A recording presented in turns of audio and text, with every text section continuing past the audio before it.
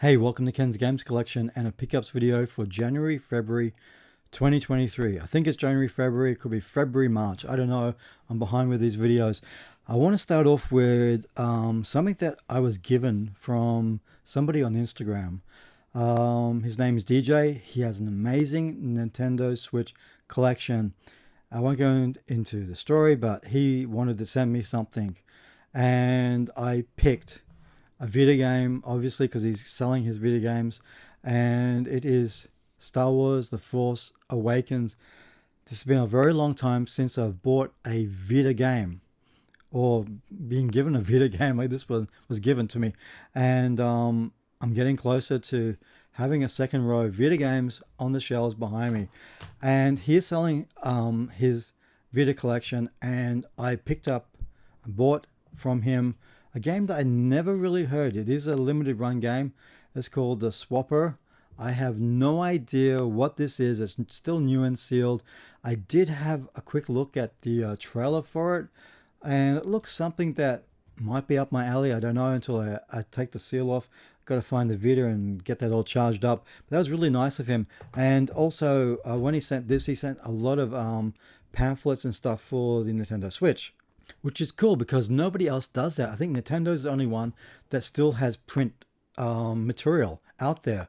Sony doesn't do it. And Xbox does not do it anymore. So to see that sort of stuff is really cool. And I'm very thankful that he gave me that. But also when he sent The Force Awakens, he sent me the Streets of Rage 4 soundtrack. This postcard, and he's written some message on the back there, which he's got beautiful handwriting. I just love his handwriting. But yeah, he sent me this card. I don't know what that game's from. I'm not too sure. This print limited edition artwork from Special Reserve Games, that looks really cool. And he also sent me a steelbook case for Darksiders Genesis. So again, DJ, thank you so much for that. I really appreciate that. I don't know if you started selling your video games, but I'll be probably contacting you very soon to see what else I might buy from you, mate, because I think I'm 3 games away from having 2 shelves full completely of video games, and that's pretty much it for the video stuff. Okay, so again, thanks to DJ. I really appreciate that. Okay, let's get into the original Xbox. Still collecting for it. Still looking for bargains, which is really hard at the moment. I'm very fussy with what I get for the Xbox, and this was one of the games I really wanted to get, and it is The Warriors. I do remember the movie back in the 70s, and this is from Rockstar Games, so you know this is going to be a pretty decent open world game, which is, they're well known for the GTA series, and I really wanted to have this on Xbox. The only thing I noticed with it is that there's been some water damage to the cover, but that's okay. I'm thinking maybe I could iron it out, but there's no mold behind the back of this cover like other games. I think it's Golden Axe Warriors or something I got on the Xbox, which has got mold on the back of the cover slick there, which is yuck. But yeah, I really was so glad I picked it up for a good price. Now, CEX Exchange, hit and miss. I see all the videos, especially from the UK. It's like a roulette with them. I know what you mean, guys. Walking into the store, buying a game, only to find the disc has been pretty much scratched up beyond repair. It's just ridiculous they're allowed to sell that crap. But I did walk into my local CEX the other day, and I found the UK copy of Portal 2 for $12. Manual's there. Disc, happy to report, is in pristine condition. I remember the first, I think it was Portal, that was on the orange box. That was a fantastic game, and it's been a game that I've been wanting to get for a while now, and finally I got it, so that's really cool. PlayStation 4. I don't know if these are really titles that I really wanted, but they're going cheap, so I grabbed them, which doesn't make sense because I'm trying to fill, I think, a 4th shelf over this side with PlayStation 4 games, and I was going to be more particular with what I got, but because they're cheap, I picked them up. So I picked up Deus Ex. I don't know if there is going to be another Deus game in the series. This is Mankind Divided, so that was $3. You can't go wrong there. I picked up, I think it was buy one, get one free or EB Games.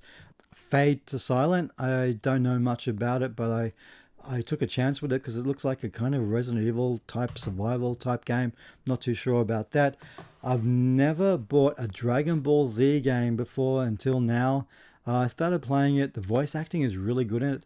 The anime, it looks straight out of the cartoons, I guess. Yeah, it looks pretty good, and it's like a 60 gig install onto the PS4, PS5. I play it through the PS5, so that was okay. And a game that I've been wanting to get for a while now is Neo: The End World. The end.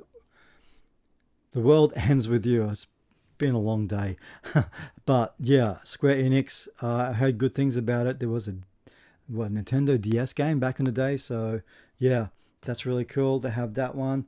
And now we're getting into the PlayStation 5 stuff. Crisis Core. I love this game. I feel, I think Zach's voice acting is great. Sethron and everybody else sounds a bit wooden to me. It doesn't sound natural, but I'm enjoying this game. I never played this game on the PSP back in the day, and I'm so looking forward to the next chapter of Final Fantasy VII. I know there's another Final Fantasy game coming out soon, or was it up to 16 or whatever it is. I'm more interested in the next Final Fantasy VII game, but this one I'm really enjoying. Yeah, I'm so glad I was able to pick that one up. I picked up Life is Strange, True Colors, still new and sealed, haven't played it yet. And I did love the first one in the series. I heard mixed things about the second one, but this kind of stuff I really do enjoy, so I can't wait to actually sit down and try and play this one properly. I think you need to sit down for, I guess the first one I played was like for 10 hours, whatever, but I loved that first game. It just had so many twists and turns. And I picked up Devil May Cry 5, the special edition. Has a lot of cool content on here. I think ray tracing and all that sort of stuff. 60 frames per second, so that was really cool. Teenage Mutant Ninja Turtles, Shredder's Revenge. This is not the limited run games release. This is a general release.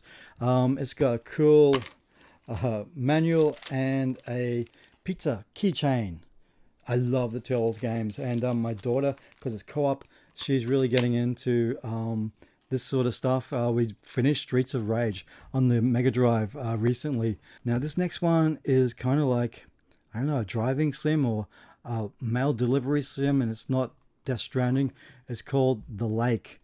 I took a chance with this because I've seen reviews on it, and I thought this might be something that's right up my alley, because I like my games to be a bit off center, I guess, or odd or a bit different, and this one definitely looks like that. And I guess this has a really nice story to it, so it's always great to see this sort of stuff getting physical releases. Now this next game I saw, I think it was on one of the Digital Foundry videos where they reviewed it, and they showed gameplay and performance of this particular game. And I did a bit of research, and I found that this game's been around for like 27 years in China, and that's kind of getting close up there with the Final Fantasy games. This is really interesting, but it's called Sword and Fairy Together Forever. So this is all in Chinese. It has English text dialogue.